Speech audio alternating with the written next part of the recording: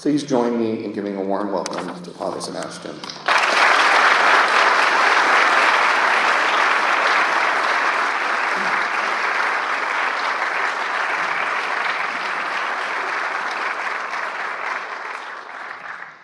Thank you so much, John. It really is an honor and a blessing for me to be here. I never thought when I was a student I wasn't sitting there, I was sitting in the Commons, but when I was a student during, all those years, I would listen to the St. Thomas Aquinas Day lecture, that I would actually be asked to be one of the people who gives that lecture. So it's a great honor to me, but more importantly, it's a beautiful opportunity for me to honor St. Thomas, something that I feel so much in debt to St. Thomas for all the beautiful gifts I've received through him that really I could, even if I spent my whole life trying to pay back the goods that I've received from St. Thomas and through also this community, through Thomas Aquinas College, I could never do so. So this little talk is one small way of repaying that debt to St. Thomas, I hope.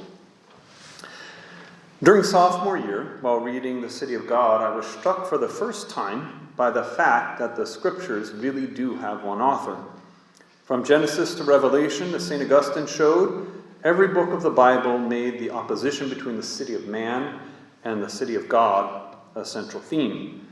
So either there was some secret society of scripture writers who passed on this program to succeeding generations for 1,500 years, or God was the author of all the sacred scripture. I remember being just struck by that, the unity of scripture. I had a similar experience as a seminarian, as I read St. Thomas's Commendation and Division of Sacred Scripture, where he lays out the purpose of each book of the Bible, Old and New Testaments, and shows how each book fits into the whole. He did that, by the way, as when he took over the chair of theology at the University of Paris. That's a lecture I told you about in my homily, where he had 200 archers around him to protect him from the secular clergy. Father McCartney, where's Father Marcheski? Someone keep an eye on that guy over there. I mean, I might need 300 archers for him.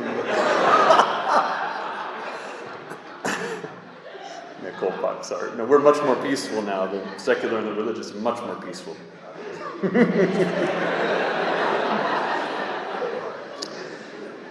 Not only was there a common theme running through all the scripture, but there was a unified whole in which each book played an essential part. At first, it seems hard to believe that so many books written by so many different human authors in diverse historical circumstances and cultures could contribute to an intelligible whole with a clear unity. But as I examined each book in detail, sure enough, St. Thomas had accurately portrayed the purpose of each book. It was an order St. Thomas discovered in sacred scripture, not an order he put there.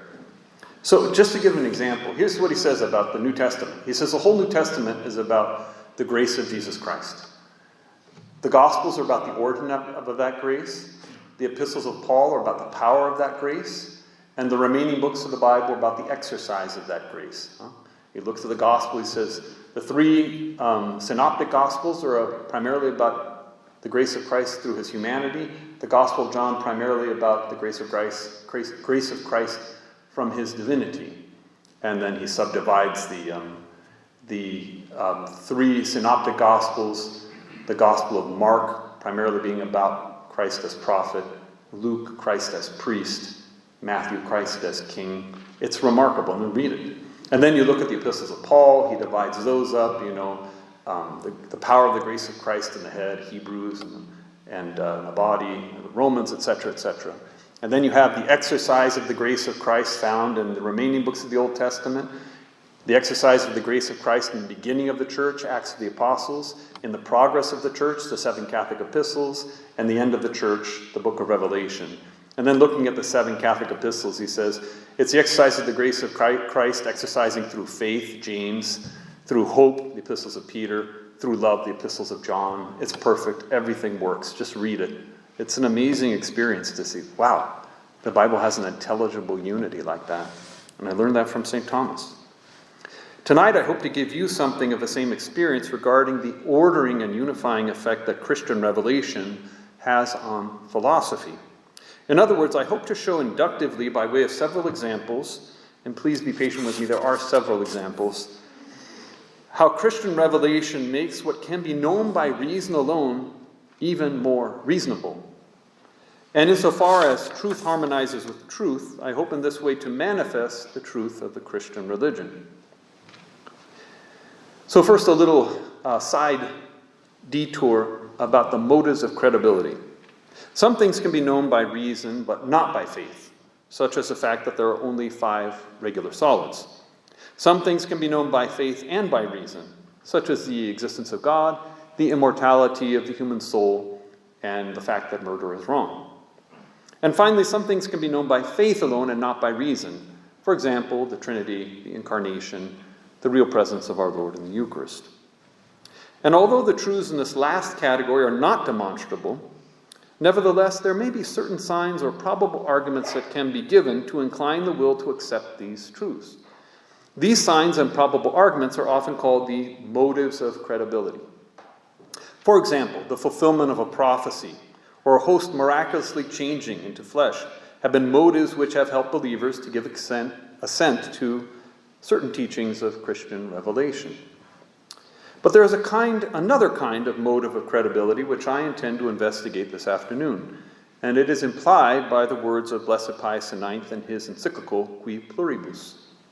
Speaking of the events of the life of Christ, the Holy Pontiff stated, "Surely all these events shine with such divine wisdom and power that anyone who considers them will easily understand that the Christian faith is the work of God." We can trace back an effect to a divine cause in many ways. In fact, as a 5-way showed, every reality directly knowable by us is ultimately traced back to God as a cause. But in this case, we are looking for effects that are properly divine, in such a way that they do not have a natural cause as well. Thus, God alone can perform miracles which exceed the power of nature, such as the resurrection of the dead, for this is proper to divine power. And God alone can know and reveal future contingent events, for this is a proper and immediate effect of divine knowledge. But as Pope Pius IX points out, there is also a wisdom which is proper to God. And the manifestation of that wisdom in Christian revelation is itself evidence that the Christian revelation must have its origin from God. In the remainder of this talk, I will first lay out some marks by which divine wisdom can be distinguished from merely human wisdom. Second, I will give examples of how Christian revelation satisfies the marks which one would expect from divine wisdom. So what would the marks of a teaching which is the proper effect of divine wisdom be? It may be easier to see what marks would rule something out from being the proper effect of divine wisdom. So let's begin with a kind of via negativa. Divine wisdom would not contradict itself. First, an obvious indication. No one is considered wise who contradicts himself. Self-contradiction is a sign of ignorance, not of wisdom, as Plato often manifests in his many dialogues. 2, divine wisdom would not contradict what can be demonstrated by reason. Truth does not contradict truth. Moreover, the order knowable by reason is founded upon creation, which also proceeds from God, so that a contradiction between reason and revelation would amount to the same thing as God contradicting himself, once again a sign of ignorance, not of wisdom. Divine wisdom would not concern itself with trivial matters that are merely curiosities. Wisdom is about the highest principles and causes, and therefore it would not primarily be about trivial matters. Thus, one would not expect divine revelation to reveal how many kinds of chocolate there are, nor to contain recipes for all of them, as interesting as that might be. Fourth, divine wisdom would not encourage behavior that makes men more like animals than like God. Divine wisdom would have not only speculative, but also practical elements, uniting both the practical and the speculative order. And these elements would ennoble men to be more like God, not less like God. Thus, any religion that promises sensual pleasures as the greatest goods to its adherents would be unworthy of God. And then finally, divine wisdom would not be a simple restatement of what anyone could know by reason alone and principle. If a teaching or religion simply restated facts like the Pythagorean theorem, all of which are knowable from reason's own natural powers, then there would be no reason to suspect that such teaching has its origin in God rather than in the human mind. I was talking to Jared Kubler a little bit earlier today, and he mentioned that Locke actually has as one of his criterion for revelation that it has to be completely consistent and judgeable by human reason, right? And that's another way of saying that, like, divine revelation is basically no more intelligent than what a human mind could figure out. Now, if some teaching were to exhibit one or more of these defects, it would not be divine wisdom. Nevertheless, freedom from these defects doesn't necessarily indicate that some teaching has its origin in divine wisdom. For evidence of that, certain positive indications would have to be present. And so I want to try to approach divine wisdom in a more positive way and lay out some marks that would have to belong sort of affirmatively, positively to divine wisdom. And bear with me, it takes a little bit of time just to develop this theme here. I'm going to lay out eventually 5 marks. To approach divine wisdom in a more positive way, we should first investigate the definition of wisdom, and then determine what it means to say that some wisdom is divine or superior to human wisdom. Let's start with a nominal definition. Wisdom is the best kind of knowledge. What makes one knowledge better than another? Aristotle begins his metaphysics with a series of comparisons between the different kinds of knowledge, beginning with sense knowledge, building up through experience and universal knowledge and so forth. His conclusion is that one knowledge is better than another to the extent that it gives the cause and the reason why something's so. And if 2 kinds of knowledge both give the cause, the more ultimate the cause given, the better the knowledge. Thus, the best kind of knowledge is a knowledge of the ultimate principles and causes. Moreover, since the good or end is the cause which makes the other causes to act as causes, it's a cause of the causality of the other causes, wisdom is most of all about the ultimate final cause. That's what we should expect. Now, when a knowledge is about a higher cause, this knowledge extends to more things, just as knowledge of political science extends to more things than just the knowledge of warfare.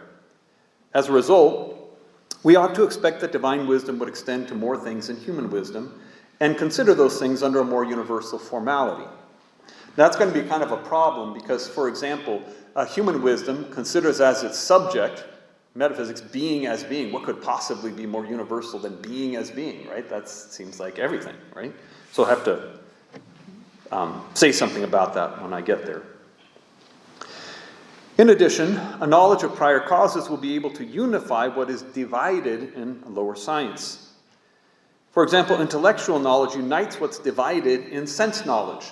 Those of you who have studied the De Anima by now, right, you remember Aristotle's treatment of the common, or what Dwayne Burke would call the central sense. And that's the interior sense that unites the objects of all your external senses. Aristotle points as an example, he says, well, how are you sensibly aware of the difference between touch and taste? Your taste isn't telling you the difference. Your touch isn't telling you the difference. There must be some other power that knows both that can compare them. Well, that's your central sense. It's a higher form of knowledge that's uniting what's divided in the lower knowledge, right? Or let's say, for example, that you were just an eye, and the only knowledge you had was sight. And then you looked at the wall and you saw black and white in different places, and you said to yourself, well, there's no way to unite black and white. They're opposite. And then the intellect comes in and says, hey, they're both colors. The color is something that unites what's divided. The intellect can unite what's divided in the lower kinds of knowledge. So that's what we expect from a higher wisdom. Moreover, because a more universal cause extends to more effects, those things which seem to be accidentally related to lower causes and sciences should be found to belong per se to the higher causes and sciences. St. Thomas mentions these aspects, both of them, in his commentary on Book 6 of the Metaphysics. Here's St. Thomas. To the degree that some cause is higher, so much does its causality extend to more things. For a higher cause has its own proper higher effect, which is more common and found in more. This is clear in the arts. For example, the political art, which is above the military, extends itself to the community of the entire state, while the military art extends only to those who are members of the military. But the order, which is in the effects from some cause, only extends as far as the causality of that cause. For every per se cause has determined effects which it produces in a certain order. Therefore, it's manifest that when effects are related to some lower cause, they seem to have no order, but rather seem to coincide accidentally to each other. But when they are referred to a higher common cause, an order is found there, and they are not accidentally cojoined, but are produced together by one per se cause. This is something it took me a while to learn. I don't remember when I learned it, but the distinctions of cause as accidental and per se is a relative distinction, right? So in relation to one cause, this effect might be per accidens, but in relation to another cause, that effect might be per se. So sometimes we think that per se and per accidens is an absolute distinction, right? Male and female, would be an absolute distinction. You can't be both at the same time. But the same thing can be per se and per accidens in relation to two different things. St. Thomas continues. He gives a really helpful example. For example, the blossoming of this or that plant, if referred to the particular power of blossoming which is in each of them, appears to have no order. So think of the cherry trees in Japan and the cherry trees out in Washington, D.C. Indeed, it seems to be accidental that this plant blossoms at the same time that that plant blossoms. The reason for this is that the power of blossoming in this plant extends only to itself, and not to the blossoming of another plant. Thus, while it causes this first plant to blossom, it does not cause it to blossom at the same time as the second plant. But if the effect of blossoming be referred to the power of a heavenly body, right, the movement of the sun, which is a common cause, then the simultaneous blossoming of both plants is found not to be accidental, but to be ordained by some first cause which ordains that both plants are simultaneously moved to blossom.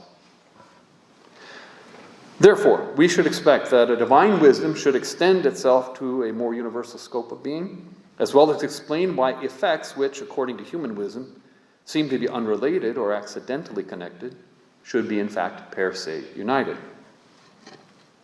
A fourth attribute of a higher knowledge, a wisdom that's higher, is that it is able to resolve difficulties which a lower knowledge is incapable of resolving. For example, the natural philosopher, when faced with the objections of Parmenides, that motion is impossible, right? Being can't come from being can't come from non-being, therefore there's no coming to be, right? Now, if you're just a natural philosopher, you're just like, smile and wave your hand, but there's motion. That's all I can say. I'm, above my pay grade to talk about being and non-being and all that other stuff, right? So, but the metaphysician can actually step in and say, well, there's these distinctions, potency and act, and substance and accident, and it starts making distinctions and ends up giving us the proper distinctions to help understand how to resolve the objections of Parmenides on their own terms. Or again, the natural philosopher knows that nature acts for an end, but the metaphysician knows why. Right? So the natural philosopher is saying, well, I see nature acting in a purposeful way, and some wise guy comes in and says, well, nature's not intelligent, it's stupid. How can it act for an end? So the natural philosopher's like, I don't know, I just know that it does act for an end. And then the metaphysician comes in and he says, well, actually nature is the effect of a mind, and because nature's an effect of the mind, it's made intelligently, just like other things that human minds make are also acting in a purposeful way. So we should expect then that a higher wisdom than human wisdom should resolve difficulties that human wisdom perceives, but just can't resolve on its own. Finally, because wisdom is most of all about the final cause, one should expect the divine wisdom should provide a higher finality, a more ultimate purpose for things in the created order than the purposes that human wisdom perceives. Thus, for example, the natural philosopher, in studying living things, knows that they are striving to successfully reproduce. That's something obvious. Okay, living things just keep on reproducing. That's like what their main thing is. But the metaphysician knows that this is the attempt of living things to strive to participate in the eternal and to the nature of the divine. Aristotle opens this window to a higher cause when in Book 2, Chapter 4 of the De Anima, he says, for the most natural of the operations of such living beings as are mature and not defective nor spontaneously generated is to produce others like themselves, an animal, and a plant a plant. To this extent do they participate as far as they are able in the imperishable and the divine. For this all things seek after, doing all that they do by nature for the sake of this. Since then they cannot share by continuous being in the divine and everlasting, since nothing corruptible remains forever numerically one and the same, each shares in this as far as it is able.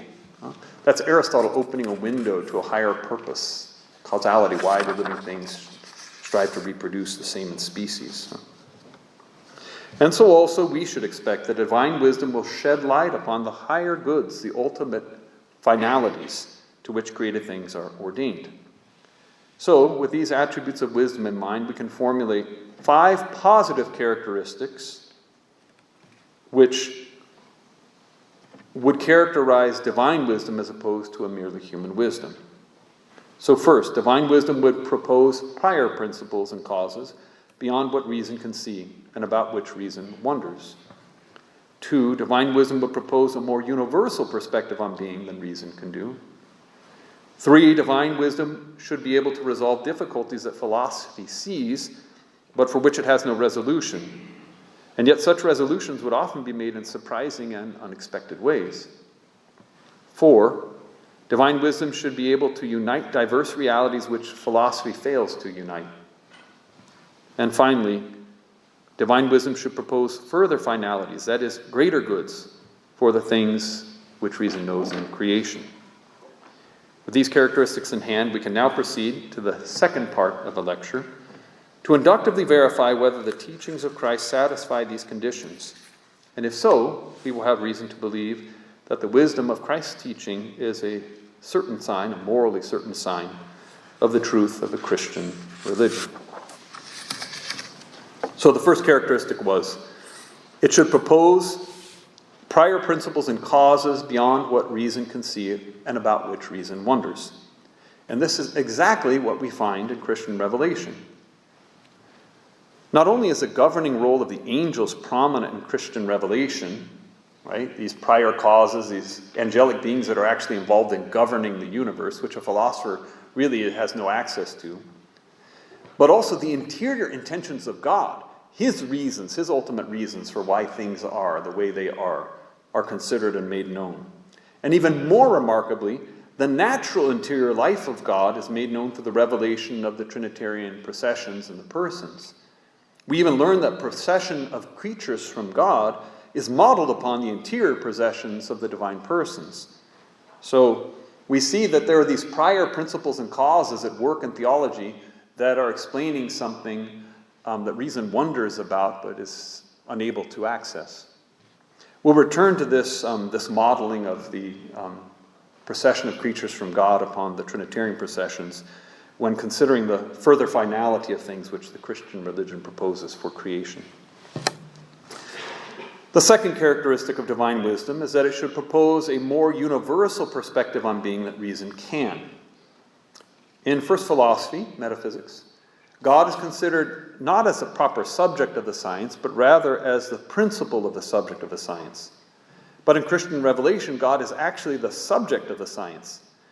Thus, everything in Christian theology is referred to God and under the aspect somehow of his divinity, as proceeding from his divinity or returning to it, if it's a creature.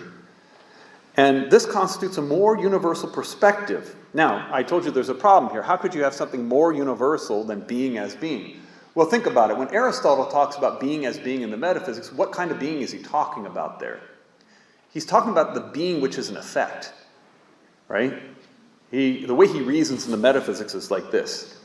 Wisdom is about the first causes. Well, the first causes have as their proper effect the most universal effect, and that universal effect is being as being. And therefore, metaphysics is about being as being. Well, being as being there means created being that's an effect of the divine being. But here, in theology, we're considering being first and foremost as is found in God. And therefore, we have a more universal, less contracted, so to speak, perspective on being, right? It includes the being of God and creatures, but primarily looking at being from the perspective of God's being, and then how that being of God as a subject in some way, is related to creatures, or creatures related to it. Again, in first philosophy, the existence of created, separated substances can be demonstrated, but their number and relationships can only be conjectured upon their proper effects in matter. So Aristotle in the Metaphysics arrives at a modest number of separated substances based upon the movements of the observable heavenly bodies. I confess I don't remember the exact number. I think it was like 49, or I think he posited like two different numbers, like 49 maybe, or maybe 55 or 57. I don't remember the exact number, but so he's got just this modest number here, these separated substances. There are probably that many at least for the sake of, moving the heavenly bodies around the way they go. Yet reason also sees that separated substances would not principally be concerned with producing effects in matter. That can't possibly be the main thing that separated substances are doing. And even furthermore, reason can see that the perfection of the universe seems to consist more in intellectual beings than material ones, spiritual ones and material ones. Think about this. Look at the lowest kind of being, like say the elements, okay? If we accept the modern table of elements, maybe there's 120 elements, right? And then think of how many compounds there are, right? There are thousands and maybe millions of different compounds that you put together with these elements. Well then, think of the number of living species of things there are, at least potentially how many there are. And as you go higher and higher in being, you get more and more diversity. You see that? Because the universe, the perfection of the universe consists more in higher beings than lower ones. So you should expect you to get more and more. And then you get to the spiritual substances, and all you got is man and some angels. 49 or something, whatever, right? The truth of the matter is that what reason kind of expects is a practically innumerable number of angels, and that's exactly what Christian revelation says. And not only that, Christian revelation surpasses reason by revealing that these separated substances primarily are about the business of contemplating God, the triune God. That's more what they're about, which makes more sense.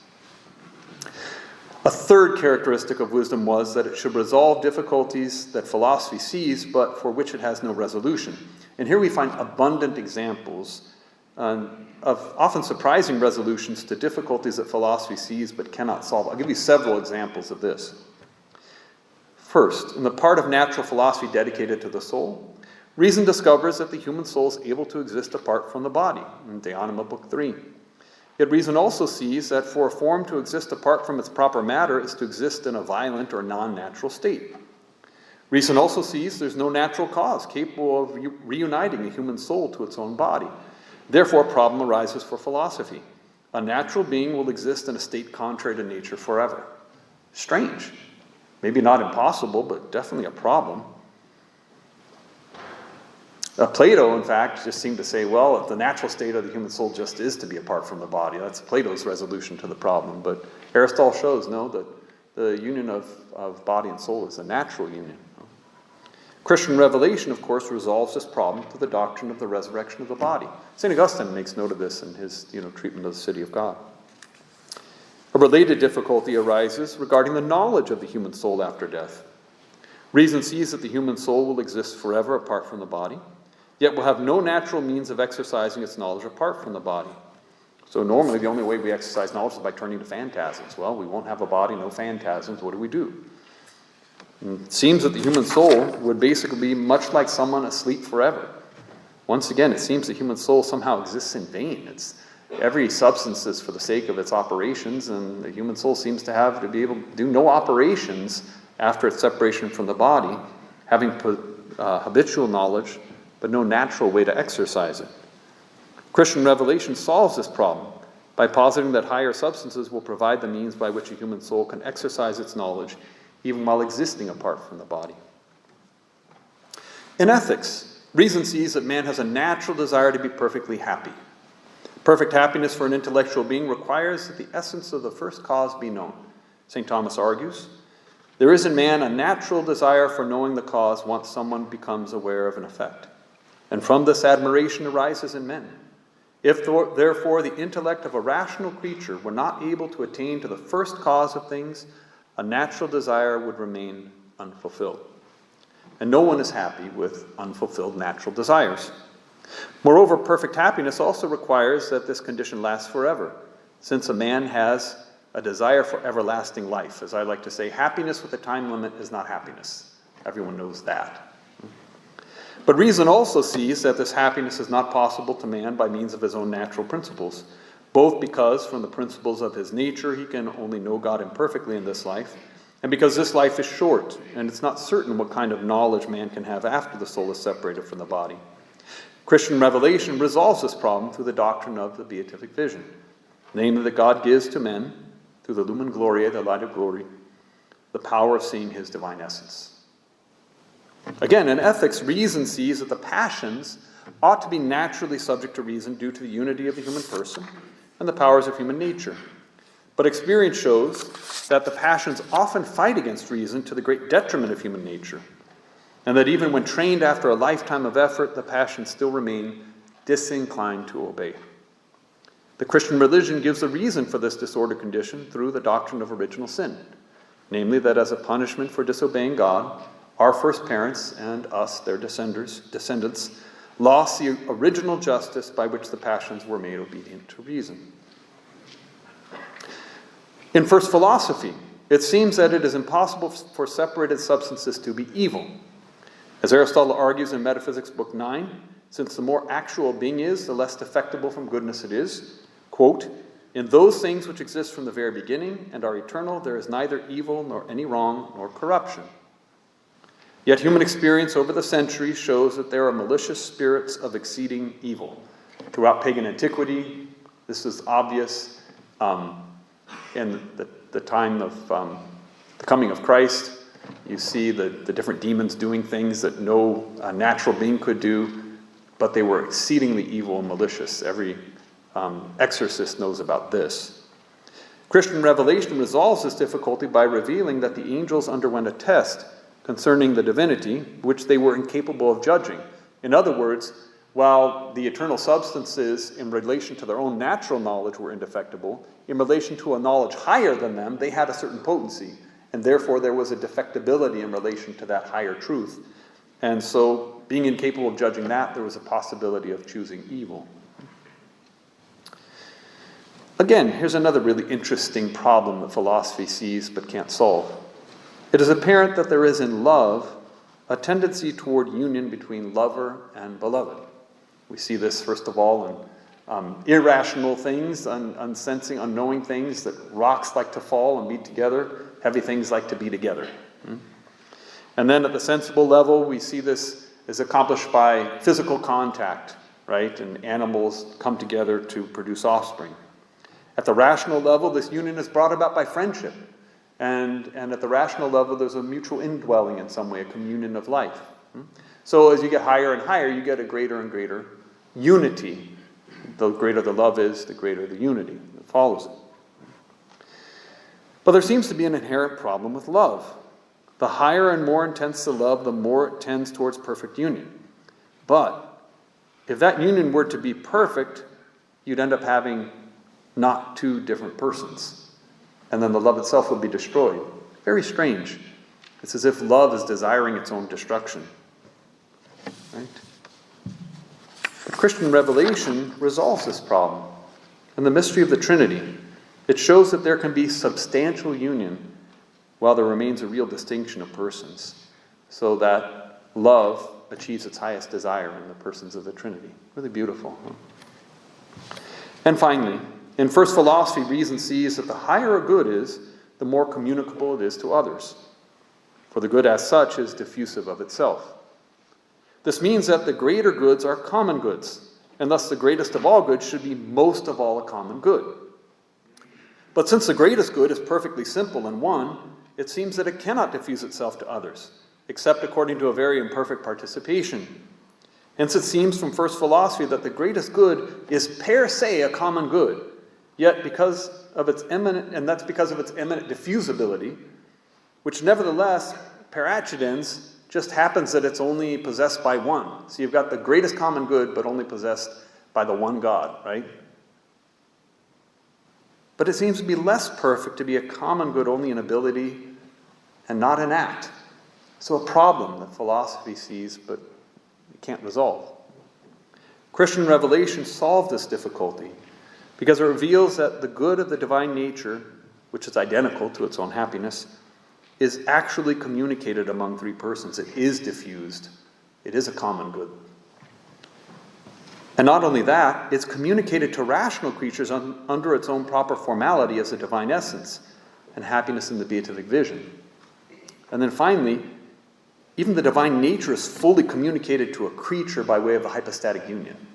So we find this diffusion of the highest good. It's a beautiful thing that philosophy expects to see, but doesn't see how. The fourth characteristic of divine wisdom is that it should unite diverse realities which philosophy fails to unite. There exist certain oppositions which philosophy sees, but which remain somehow in opposition, not fully brought together in a satisfying unity.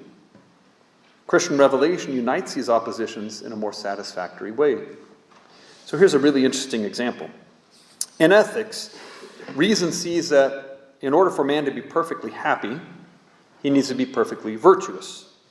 So how is he going to be perfectly virtuous? He needs a perfect moral example to follow. Now, Plato attends to the fact that the perfect is a measure of the imperfect. And therefore, Plato says, if man is ever to be perfect, he must follow the example of God. But of course, the problem is, God being perfect, he can't be seen. And so he can't be followed as a moral example. Aristotle instead, attending to another truth, that the measure is homogeneous with the measured, realizes, okay, well, the measure of man's moral life must be a man. And therefore, the measure of man's moral life must be a virtuous man. He includes a prudent man, the virtuous man, in the very definition he gives of virtue in Book 2 of the Ethics. But here's the problem. No man is perfectly virtuous. So man can be seen and followed, but he shouldn't be because he's not perfectly virtuous. God is perfect but can't be seen. And Christian revelation resolves this opposition. God becomes man so that man can be both seen and perfect. It's beautiful. That opposition between Aristotle and Plato is resolved. Another really interesting anomaly. When treating the category of toward another, or relation, Aristotle notes that the very nature of that which is relative in its very being, what St. Thomas would call relativa secundum esse, according to its being, is being toward another, not being in another. St. Thomas will distinguish between the esse in and the esse ad that's involved in relation. And the very nature of relation, what defines relation as such, is the being toward another, not the being in another. So there's nothing in the very notion of relation that demands it exists in another. Isn't that weird? Strange little anomaly, huh? So theoretically, it means there's nothing impossible about a relation subsisting on its own and not in another. Philosophy sees that as a possibility, but you look around you, like relation has the least perfect mode of being. It seems to be the weakest kind of being. How could it ever exist on its own? But nevertheless, its definition doesn't demand it. It's a little bit like what was happening to the pre-Socratics. They realized substance in its definition doesn't include matter. The notion of substance is that which exists on its own and not in another. There's nothing about matter there. So in principle, a substance can exist without matter. But it was only until maybe Anaxagoras that it was discovered that a substance really can and does exist apart from matter. Nothing in the notion of substance demands matter, even though every single substance in our experience seemed to be material. Well, something similar happens with relation. And then Christian revelation comes along, and we realize that, in fact, the persons of the Trinity are exactly that, subsisting relations. That's an oddity that revelation resolves. Okay. Last of all, the fifth characteristic of divine wisdom was that it should provide a further finality, some greater good to which things are ordained than philosophy sees. We find exactly this phenomenon in Christian revelation, in relation to truths which are known by philosophy. I'll provide here 3 examples. Marriage. Marriage can be defined as a lifelong communion between one man and one woman, established by their free consent for the sake of the generation and the education of children. That's the definition of natural marriage. You see the 4 causes there. Lifelong communion, formal cause, between one man and one woman, that's material cause, established by their free consent, agent cause, and for the sake of the generation and education of children, final cause. Okay? But then, Christian revelation comes in and gives a further finality to marriage, the sacrament. Right? That marriage is also, and in some way in God's mind, principally for the sake of signifying the union of the divine and the human. The mystery of the union of Christ and his church, the mystery of the incarnation, the union of the divinity and the humanity, which, as St. Augustine said, was united in the bridal chamber of the Virgin's womb. St. Thomas will say that of three goods of marriage, fidelity or communion of life, offspring, and the sacrament, the greatest is the sacrament. It pertains to the order of grace. It's a further finality or purpose that God has revealed about marriage. In first philosophy, it's established that there are two first meanings of substance. This is really odd. So if you go to the fifth book of the Metaphysics, and Aristotle does the same thing throughout. He's distinguishing and ordering the meaning of certain terms that pertain to being as being. Right? So things like cause, principle, element, nature, one, being, all these different things. Right? He goes through and he talks about the different meanings of words that pertain to being as being. And he distinguishes and orders them. And at the end, he always gives like some kernel of meaning, some like central meaning that all of them have in common, right? Except when he deals with substance, where he says there's two first meanings of substance. That's really interesting, huh? One meaning of substance that Aristotle identifies in Metaphysics 5.8 is the idea of an ultimate subject, like an upokeimenon, he says in the Greek. It's substance as an ultimate subject. The other meaning of substance is more like essence, or we see, or the what it is of a thing. Huh? Now, philosophy can see why that is. It turns out that because human knowledge is kind of bifurcated, we have sense knowledge and we have intellectual knowledge, we experience substance in two different ways. In the interior sense called the cogitative power, we experience substance as an ultimate subject. But in the intellect, we experience substance as a kind of a what it is, an essence. The answer to the question, what is this, simply speaking? And we need both, in fact. Because if we only had the universal intellectual knowledge, we would know what things are, but in abstraction from real things. So we would be disconnected with the real things out there. I know what man is, but I wouldn't know you're a man, you're a man, you're a man. I wouldn't be able to connect the two. Conversely, if I just had the understanding of substance and my cogitative power as an ultimate subject, then what would happen is that I would be in contact with real things, but in no way different than the animals are, and I just know things as ultimate subjects, kind of like Descartes' idea of material substance, just a subject. It's just a subject there. Huh?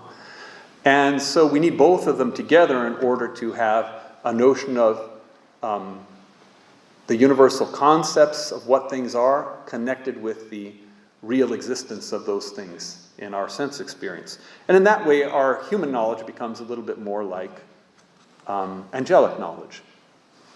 Angelic knowledge unites what's divided in human knowledge. St. Thomas says that angels have universals, but universals in representation, not universals in predication.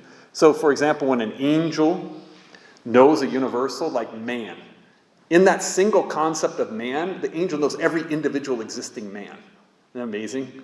Distinctly, right? We don't have no idea what that's like, right? But we've just got this idea of man in potency, but angels have this idea of man in act, so to speak, in a distinct way. Huh? So we are trying to approximate that angelic knowledge, and even philosophy can somehow see that, okay? But here's the kicker.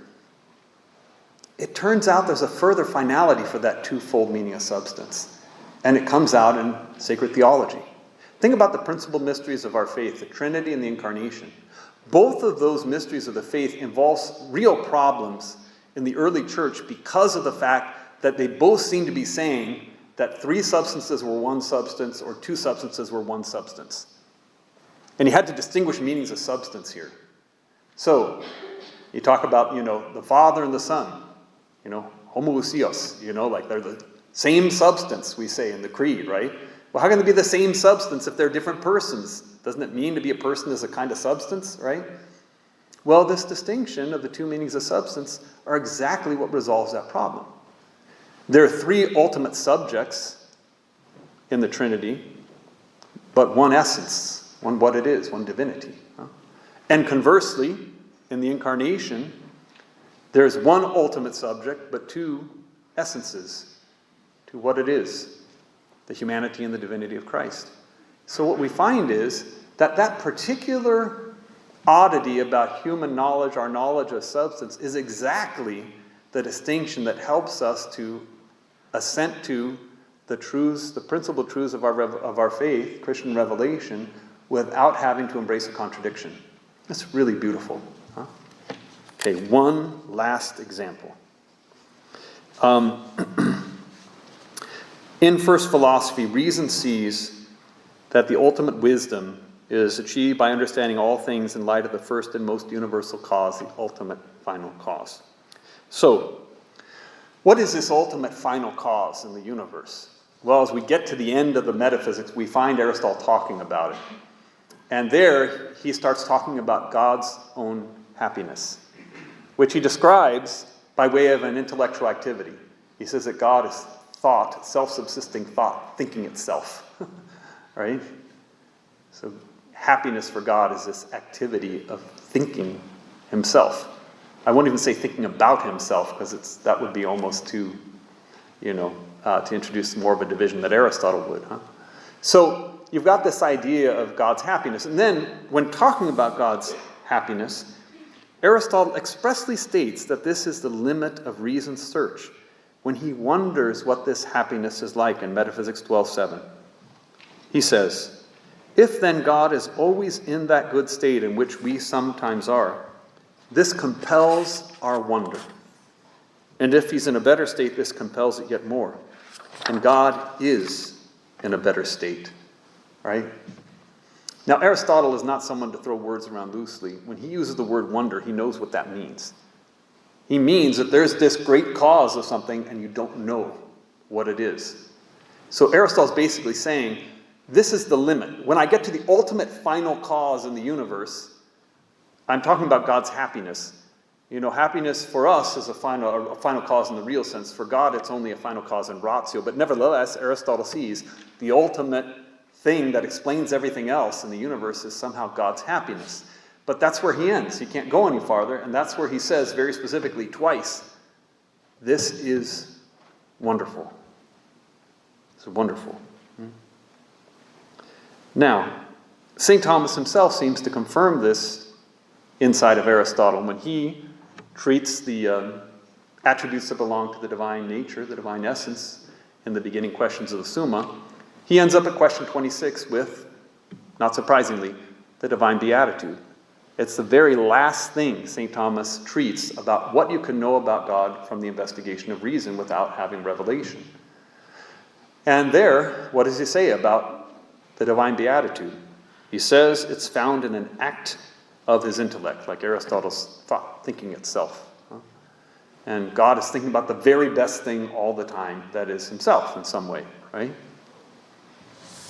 Now compare this with the very next thing St. Thomas says in the Summa. That's when he's considering the first of the divine processions. What does he say about the procession of the Word? He says that this procession consists in an act of the intellect, while remaining in the intellect, proceeds to something in it, but which is really distinct. So that God forms a word, a concept of himself in understanding himself. So St. Thomas concludes that the procession in God is to be taken according to an intelligible emanation which remains in him, just as the emanation of an intelligible word from the one speaking. So here you have it. What's the difference? What's the difference between the divine beatitude and the first of the Trinitarian processions? Both of them are a kind of an intelligible activity by which God, or in which God understands himself. They seem to be the same thing. Now you could distinguish them on many fronts. You could say, well, in one case you're looking at that activity of God understanding himself as a kind of a term, as a perfection in God. And on the other hand, you're thinking of it as the origin of a certain procession, right? But the main difference is that what Revelation tells you is that procession terminates in something really distinct. It's not just a distinction of reason there. Huh? That's something that we couldn't know without faith. But what that tells us is that the Trinitarian processions take up where the divine beatitude left off. It's looking at prior principles. It's opening the curtain behind God's happiness and answering some of the questions that Aristotle had when he wondered, what is this happiness like? He had no idea. This happiness is a procession of another person, of a son. In other words, the Christian doctrine of the Trinity is nothing other than a more perfect account of God's happiness, an account which penetrates beyond the limit of reason's search by manifesting that God, in forming a concept of himself in his very act of beatitude, generates a really distinct divine person, and from both proceeds another divine person by way of love, which corresponds to the act of delight in the will, the act of the will corresponding to the act of the intellect. Aristotle expressed his wonder when he came to understand the divine beatitude, yet there was no further account which he could offer in explaining this supreme joy of God. He was at the end of reason's journey. Through faith, St. Thomas was able to begin this journey anew where Aristotle left off. He began to plumb more deeply into the mystery of the divine happiness through an understanding of the mystery of the Trinitarian life of God. Trinitarian theology, then, is an extended reflection upon the happiness of God. It is as if St. Thomas, in contemplating the mystery of the Trinity, has merely responded to the Lord's command, enter into the joy of your Master. And so the relationship between the divine beatitude and the mystery of the Trinity is not accidental, but part of that wisdom which reaches from end to end mightily and orders all things sweetly. To conclude, those are but a few examples which incline us to believe that the teaching of Jesus Christ is not the teaching of a mere man, but the teaching of God made man. As examples, they do not bring certitude to our faith. That's the work of God in us. But they do confirm our faith, much in the same way that remarkable coincidences in our lives confirm our trust in God's providence working in our lives. I'll tell you one story. I have dozens of stories about this, but I want to tell you one story just to give an example. So some years ago, it was Christmas, and I went to, my family has their local Christmas gathering at my aunt's house usually, about half an hour from the Abbey. So after the Abbey's Christmas dinner, I went down there to be for an hour or so with my family. And when I was there, one of my cousins was there, but whenever I came, he would always go up to his room and not come out because he had had a very bad experience with the church and he couldn't stand to see a priest. That's just how bad it was. And while I was there, my aunt, before I left, she took me aside and she just started to cry. She said, please pray for your cousin. I mean, he's so far from God, so far from the church, he's just completely lost. His life is completely adrift. So I said, I'll pray for him, and I made a mental note in my head. I'll say Mass for him as soon as I can. And the first time I had a free Mass intention was at the end of the month of January. I think it was a feast of St. John Bosco. So I offered Mass for my cousin for his conversion. Well, lo and behold, the next day I was at the Abbey Church in the back for Holy Hour. And who walks in but my cousin? He'd never once been up to the Abbey before that. I'd been at the Abbey for 20-something years, or not 20 years, maybe by this time, maybe 10 years or something like that. And I walked up and gave him a hug. I said, what are you doing here? He said, I have to go to confession. You might think that's a coincidence, but events like that are just a confirmation. God is at work in providence in our lives. And the same thing can be said in some way in the speculative realm. These interesting facts about the way Christian revelation perfects our knowledge of reason. It's beautiful. It's truly beautiful. Doubtless, there would be many other instances which are even better illustrations of the point I'm attempting to make in this short lecture. Perhaps it is still profitable to glimpse, even imperfectly, that higher wisdom which is the delight of man in this life, and his beatitude in the life to come. Amen. Thank you.